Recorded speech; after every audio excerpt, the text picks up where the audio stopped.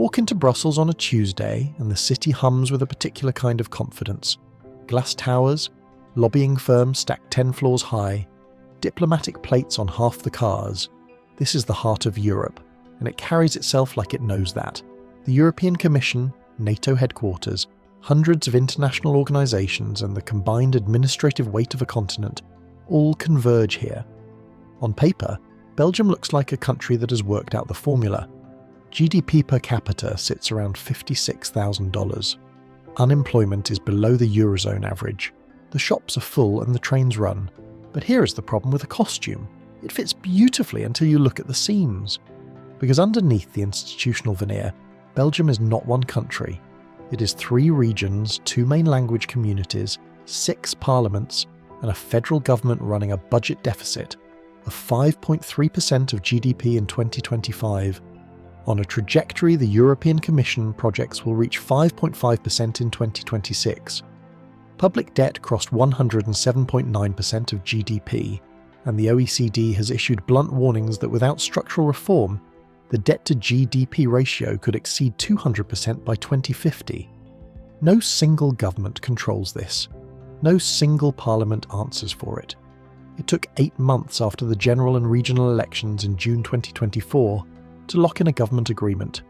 That is not an anomaly. That is the operating model. Belgium once went 541 days without a federal government, a world record. The country had simply learned to run on administration alone, whether anyone was steering or not. Brussels does not run on the Belgian economy. It runs on the European one. The city is home to more than 1,000 international organisations, including the European Commission, the European Parliament, NATO, and several hundred lobby groups and think tanks. The expat population numbers in the hundreds of thousands, and those workers earn EU institution salaries that bear no relationship to Belgian wage norms. A mid-level EU official earns more than most Belgian doctors. A senior commission staffer rents a flat in Excels, pays Belgian VAT and eats at Belgian restaurants, generating tax receipts and economic activity that feeds into Belgium's GDP figures and looks, from a distance, like domestic prosperity. It is not. It is a subsidy from European taxpayers, rooted through an administrative concentration and mistaken for growth. The consequences are real. The influx of institutional workers has pushed Brussels' rents to levels the Belgian working class can no longer absorb. Meanwhile, Belgium's domestic industrial base has been contracting for decades. Wallonia is in the middle of restructuring following the closure of its collieries and a large number of steel plants. What filled the gap was administration, public sector payrolls, EU-adjacent consulting, and the logistics trade running through Antwerp. Political fragmentation, due to regional divides between Flanders and Wallonia, has made economic policymaking considerably more complex. The glossy Brussels skyline is not a mirror of Belgian economic health. It is a projection. And when European institutional spending contracts, that projection goes with it. If this is already changing how you see Belgium, subscribe now, because what comes next gets considerably worse. The bureaucratic bubble is only the surface. Underneath it, the Belgian taxpayer is being asked to fund a system of governance so layered and so expensive that the people paying for it have almost no mechanism left to reform it. Belgium has the highest labour tax burden in the OECD. That is not a rhetorical claim. It is a documented annual ranking confirmed by the OECD's 2024 economic survey. For a single worker without children, income tax alone averages 25.7%, and the total tax burden reaches 39.7%. The maximum income tax rate for high earners can rise to 52.9%. That means for every euro a Belgian employer pays in wages, the worker receives only a fraction. The rest disappears into the state before a single purchase is made. In return, the citizen funds 6 parliaments. Belgium has a federal parliament, 3 regional parliaments for Flanders, Wallonia, and Brussels, and 2 community parliaments governing Dutch-speaking and French-speaking cultural institutions. Each carries its own civil service, its own cabinet staff, its own procurement budget. A country of 12 million is administering itself the way most federal states govern 50 million. Administrative burdens impose high cost for SMEs. Setting up a business, complying with regulations and paying taxes represent a relatively large overhead for small firms, and they often lack sufficient expertise to tackle all areas of administration. The OECD has repeatedly recommended streamlining these burdens with coordination across public institutions, and those recommendations have been noted, debated, and largely left on the shelf. Belgium has one of the highest tax burdens on labour income in the OECD, which disincentivises work. Targeted cuts in effective labour income taxation are needed to strengthen incentives, but major tax reform has been put on hold. The entrepreneurial class pays in, the bureaucratic class collects, and the gap between those two groups has not closed in 30 years. Here is the particular alchemy that makes Belgium's cost problem nearly impossible to solve. Every year, wages across Belgium are automatically adjusted upward to track consumer price inflation. This is not a negotiated raise. It is not optional. It is built into collective labour agreements across sectors, based on Belgium's wage indexation framework, and it has been creating challenges for international competitiveness, as high inflation levels have led to higher wages. On its face, the system sounds like a worker protection. Buying power maintained, no strike required. The union negotiators who defend it point out that Belgian households weathered the post-pandemic inflation wave better than their German or Dutch counterparts, because their wages kept pace. In 2022 and 2023, that argument had real numbers behind it. But here is what the IMF concluded in a 2023 working paper. The tension between compensating workers for purchasing power losses while maintaining international competitiveness creates an uneasy coexistence. Intensified price pressures have driven inflation to record levels, and the problem keeps resurfacing. When Belgian wage costs spike automatically, and competitors in Germany and the Netherlands negotiate slower adjustments, Belgian exports become measurably more expensive. Companies that can relocate do. The ECB's Governing Council has specifically called for automatic wage indexation schemes to be avoided, identifying them as detrimental to employment and competitiveness. Belgium has continued the system regardless. By early 2025, the competitiveness damage had grown acute enough that the government set the wage norm at 0%, meaning the average wage cost per company could not increase at all compared to the previous reference period. The system had frozen employer flexibility entirely. The indexation problem can be described, mapped, and measured, but it cannot be reformed, because reforming it requires agreement between a Flemish business class that wants to cut it and a Walloon labour movement that considers it non-negotiable. And that stalemate has a geography.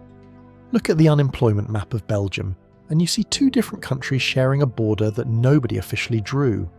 In Flanders, unemployment runs around 3.5 to 4%. In Wallonia, it runs closer to double that.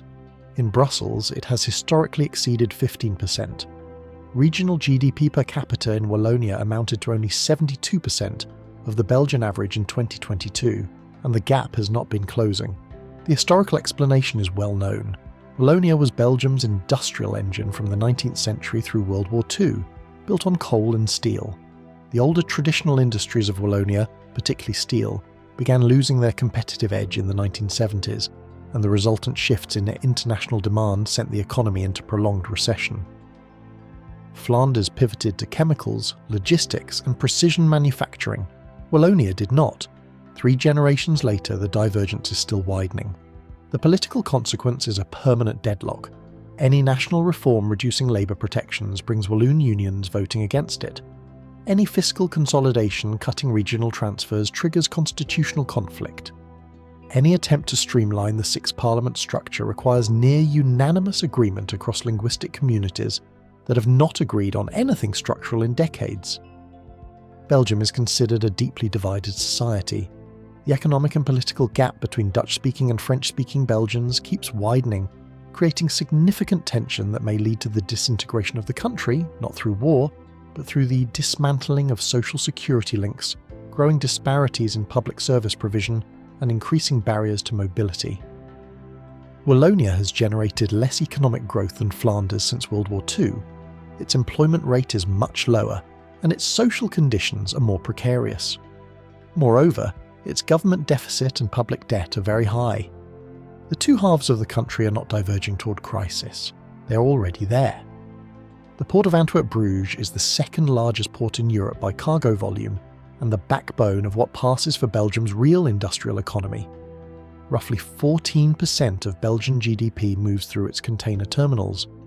It connects the country to global supply chains that would otherwise leave a small, densely administered nation commercially marginal. It is also the cocaine capital of Europe. Antwerp overtook Rotterdam as Europe's main entry point for cocaine, with authorities confiscating a record 110 tons in 2024, a sharp increase on the year before. Those are the seizures. Authorities estimate they intercept only 10 to 40% of cocaine arriving at Belgian ports.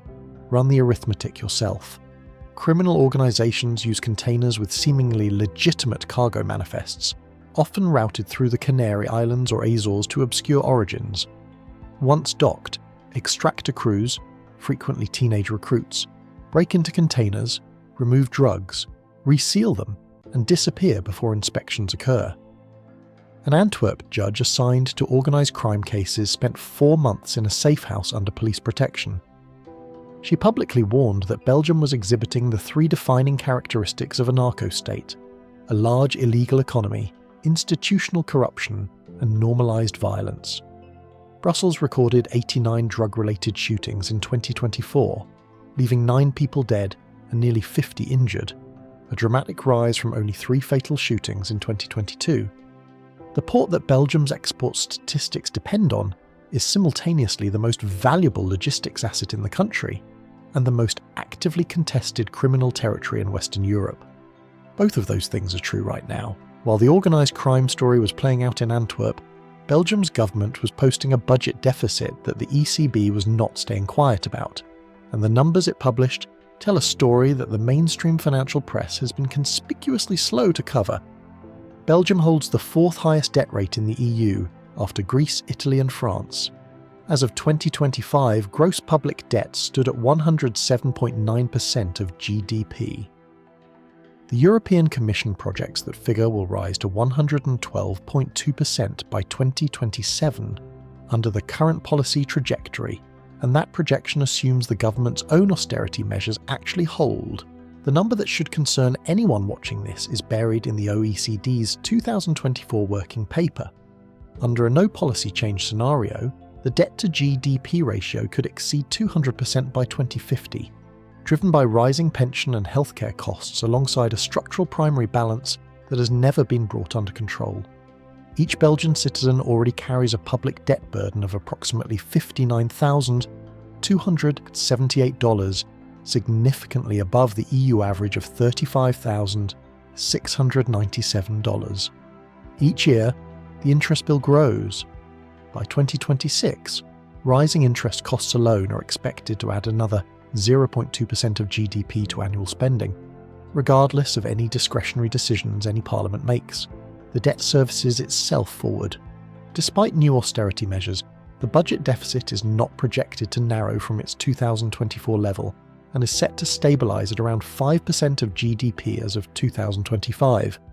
A deficit of this magnitude will keep the debt-to-GDP ratio on an upward trajectory. Federal and regional governments continue to run deficits well above 2019 levels, despite long-run projections pointing to significant risks of an unsustainable increase in public debt. Renewed efforts are needed to put the public debt burden on the downward path envisaged in the new EU fiscal rules. Belgium's response has been to project stability, not decline, stability, at 5%. Belgium produces scientists, it produces engineers. The university system is genuinely strong, and its pharmaceutical sector, built around companies like UCB and Janssen, represents one of the few areas of authentic industrial output. But the journey from research to a scaled technology company, the journey that turned Stockholm into a unicorn factory, breaks down in Belgium nearly every time. The reasons compound each other. Belgian labour law makes it expensive to hire aggressively and then adjust headcount when a startup's bet does not pay off. The employer's total social security contribution rate sits among the highest in Europe. A founder hiring a €70,000 gross salary employee is paying north of €90,000 in total labour cost.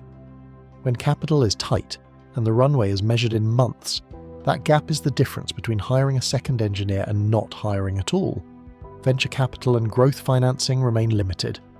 Administrative burdens impose high costs for SMEs, and Belgium has a wide range of SME support programs whose objectives can be unclear, with little evidence of their positive effects. Small and medium enterprises face skill shortages and administrative burdens that keep a lid on their business performance. The OECD has recommended lowering those burdens since at least 2019. The recommendations are still pending. The talent is real. What Belgium exports is graduates to London, Amsterdam, Berlin and Paris, where regulatory costs are lower and capital pools are deeper. The country generates the human input for other countries' technology sectors and then watches the returns flow elsewhere. Administration expands, the innovation pipeline drains. All of these forces, the debt spiral, the regional stalemate, the labour cost loop and the institutional dependency, have been building in parallel for decades. The question was never whether the pressure existed. The question is which specific trigger releases it first. Several scenarios could force Belgium's quiet crisis into public view, and each of them is already in motion. The first is the ECB and Commission enforcement. Belgium has one of the largest debt-to-GDP ratios in the European Union, and federal and regional governments continue to run deficits well above 2019 levels. Renewed efforts are needed to put the public debt burden on a downward path as per the new EU fiscal rules.